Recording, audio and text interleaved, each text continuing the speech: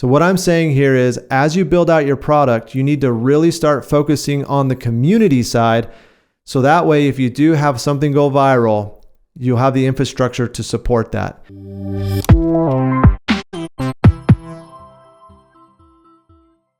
Hello everyone, my name is James King and welcome to another Tetrimuse podcast episode.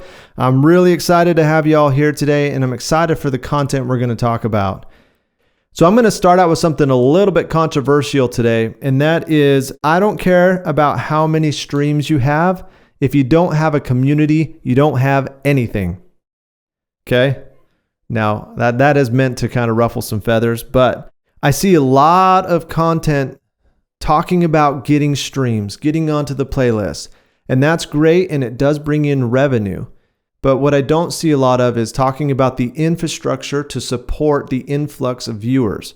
So if you're an artist and you have this massive amount of influx of views on your content or streams, what kind of community have you built to support that?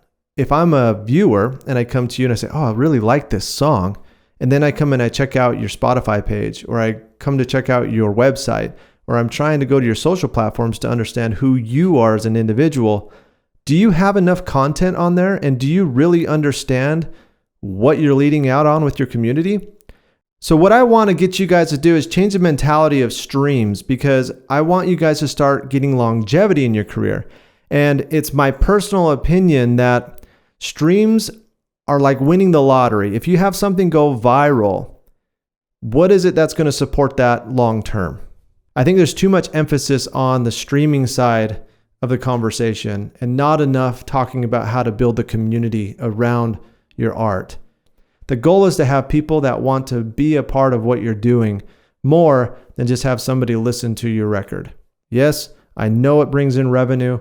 Yes, I know that'll bring eyeballs, but you gotta have the community. You gotta have a culture built around your brand and your art. Okay. There's a lot of really great platforms out there like Patreon, which are really good about helping you build out your community. And when we talk about that, we're leaning more towards the independent side of music. And there's a lot of really great tools in the independent distribution side that you can tap into. Things like TuneCore, DistroKid, CD Baby, SoundCloud.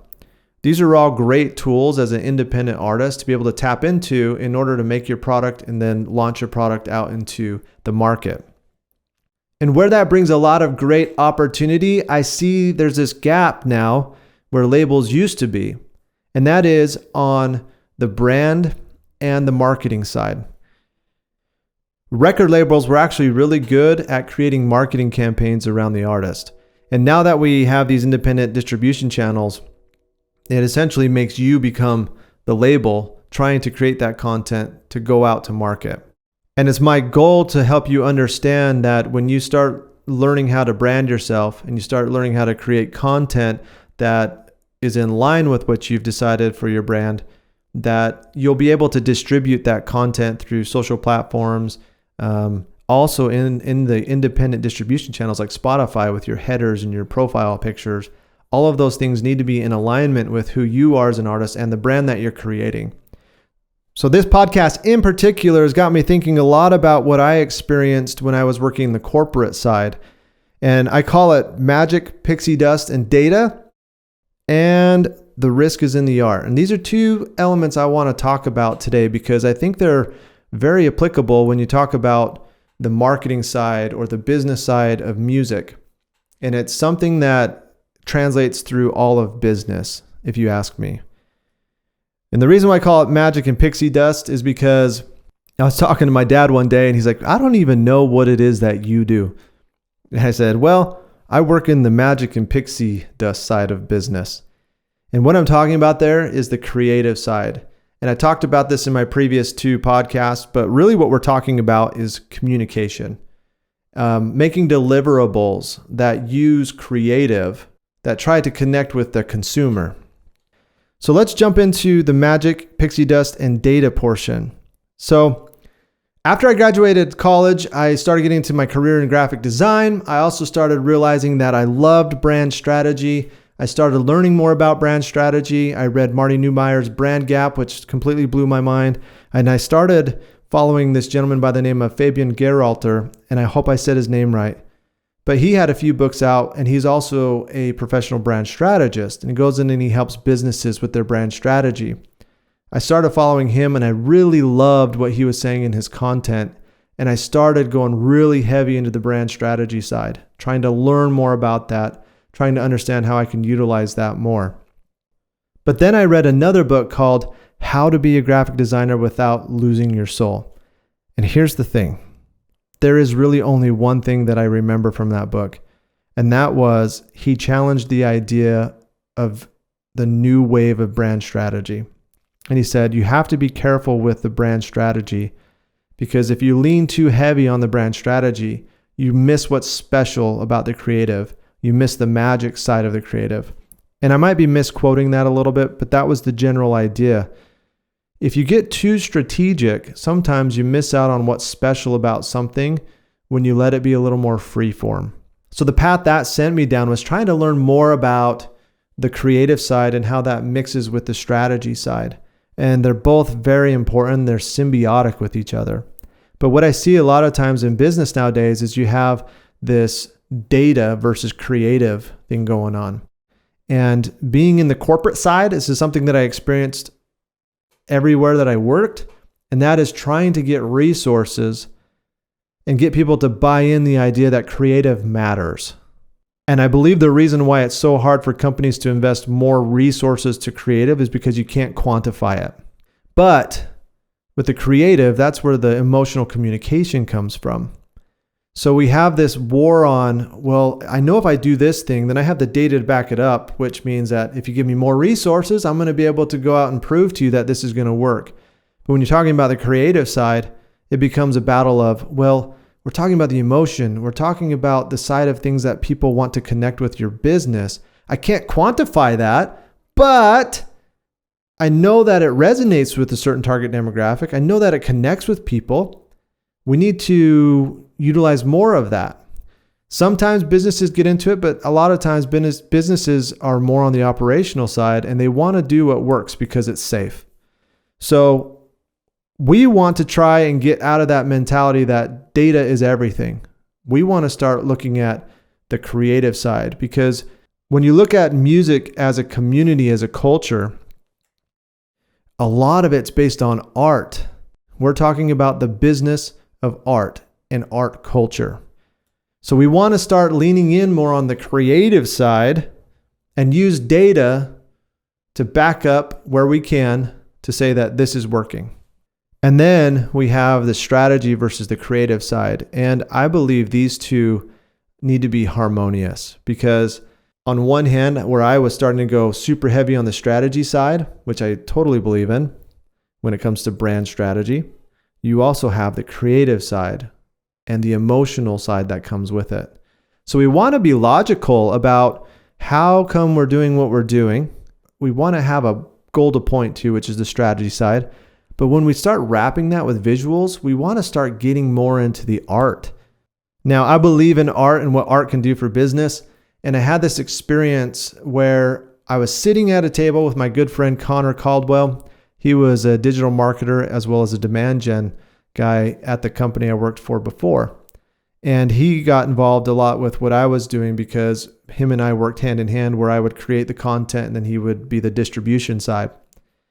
But we would collaborate quite a bit, and we would talk through, like, okay, what are we trying to say? What kind of content are we trying to create? How are we going to connect with an audience? How are we going to strategically use this content so that way we get more eyeballs on it? How can we take these resources and then maximize them to get eyeballs on it? And we were going through and we're saying, like, what is missing here for our company? And the company I worked for previously did outsource sales. And anyone who knows outsource sales, it's really not that sexy of a business model, sales in particular. But we were trying to figure out ways that we could put a little more life into the company, ways that we could bring a little more character. And as we started going down this strategy session, we started realizing that the risk is in the art. And what I mean by that is, a lot of the companies that you see and probably love have really great creative behind them, and they probably have some very artistic elements. what that means is the company had to take a risk to put resources into creating artistic elements that were based on the magic and pixie dust side. They were paying somebody to create art for their company. Another risk that they take is that there might be lackluster execution and you may completely miss your target demographic.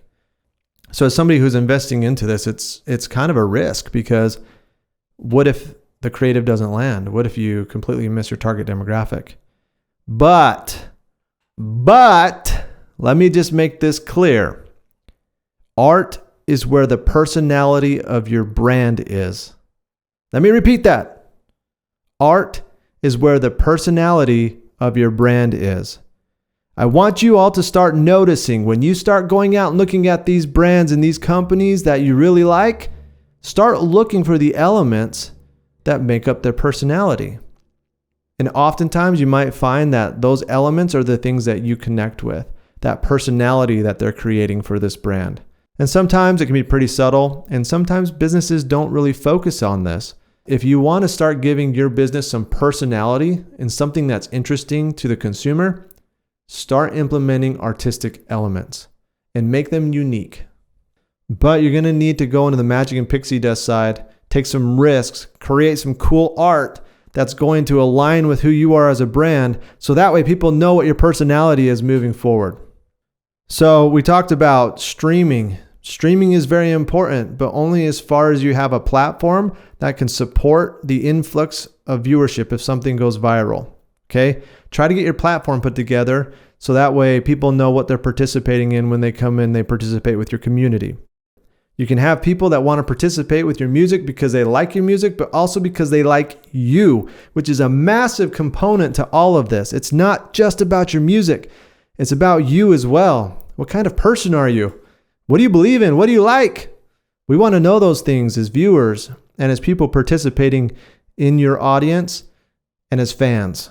The next thing is independent distribution is awesome. It's paved the way for a completely new world of how we consume music. But what that's done is it's also removed the label side, which helped with branding and marketing. So you need to do that as an artist. You need to focus on your branding and your artistry and your marketing, but you need to know why you're doing what you're doing. You need to know who your target demographic is. You need to know how you're going to talk to that target demographic. And all your visuals you put out are a reflection of that.